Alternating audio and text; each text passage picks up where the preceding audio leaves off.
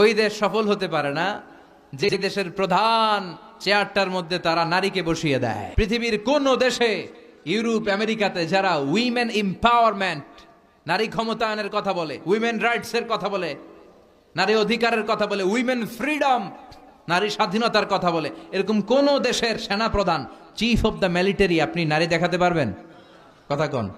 তার মানে ওরা জাতে মাতাল, তালে নারী স্বাধীনতার কথা বলে, কিন্তু চিফ অফ দ্য মিলিটারি কোন দেশের সেনা প্রধান নারী নাই। কোন দেশের প্রধান বিচারপতি আমার জানা মতে নারী নাই। আপনাদের জানা থাকলে বলেন।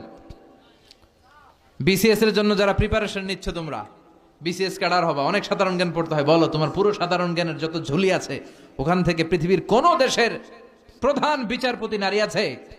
চিফ অফ দ্য মিলিটারি সেনা প্রধান নারী আছে? তার মানে এটা নারীর কাজ নয়। নারীরা রক্ত দেখলে ভয় পায়, নারীরা শুট করতে ভয় পায়, যুদ্ধ বিগ্রহ সেনা প্রধানের দায়িত্ব পালন করা এটা নারীদের জন্য নয়। আলাদা আলাদা ভাগ আছে, এটার সমান বন্টন করেছে ইসলাম। চিল্লা এখন ঠিক কিনা? কিয়ামতের আগে পুরুষের রেশিও কমে যাবে, নারীদের সংখ্যা বেড়ে যাবে। বাংলাদেশেও কিন্তু তাই। আমি যদ্দূর জানি এদেশে পুরুষ কম নারী বেশি। কথা বলেন। তার মানে বিশ্বনবী যা বলেছেন তার প্রমাণ আমাদের বাংলাদেশেও আছে না নাই? আল্লাহ কোরআনে বলেছেন আর রিজালু কাওয়ামুনা আলান নিসা, পুরুষরা নেতৃত্ব দিবে, নারীরা হবে সহযোগী।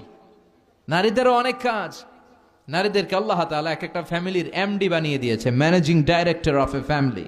একটা ফ্যামিলিতে কত কাজ, কত দায়িত্ব, সব দায়িত্ব রেখে দিয়ে আপনার বাইরে যাওয়ার প্রয়োজন নাই। কথা কন। এজন্য নারীদের সম্মান দিয়েছে ইসলাম। কথা বলেন। নারীদের অনেক সম্মান, অনেক ইজ্জত। নারীরা চাকরি করতে পারবে, নারীরা ব্যবসাও করতে পারবে, কিন্তু হেজাব মেনটেন করে, ঠিক কিনা?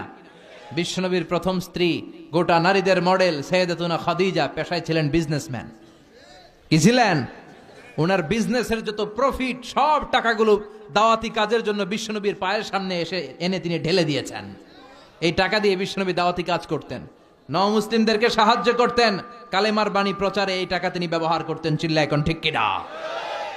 ব্যবসা করতে পারবে, চাকরি করতে পারবে, শিক্ষিকা হতে পারবে, ডাক্তার হতে পারবে। কারণ নারীদের কিছু গোপন চিকিৎসার জন্য নারী ডাক্তারও দরকার আছে না নাই? কিন্তু সেটা হেজাব মেনটেন করে। নারী বিষয়ক মন্ত্রণালয়ের অনেক দায় দায়িত্বে নারীদের থাকা উচিত, কিন্তু একেবারে প্রধানতম দায়িত্বে নারীদের থাকতে নিষেধ করেছেন বিশ্বনবী। আমিনা। চিল্লা এখন ঠিক কিনা? গোটা বিশ্বব্যাপী এরকম নারীদের ক্ষমতায়ন আছে না নাই? এরপরে বিশ্বনবী বললেন কাসরাতুন নিসা কিল্লাতুর রিজাল, কিয়ামতের আগে দিয়ে পুরুষের সংখ্যা সমাজের মধ্যে কমে যাবে, নারীর সংখ্যা বেড়ে যাবে। নারীর সংখ্যা বেশি না কম?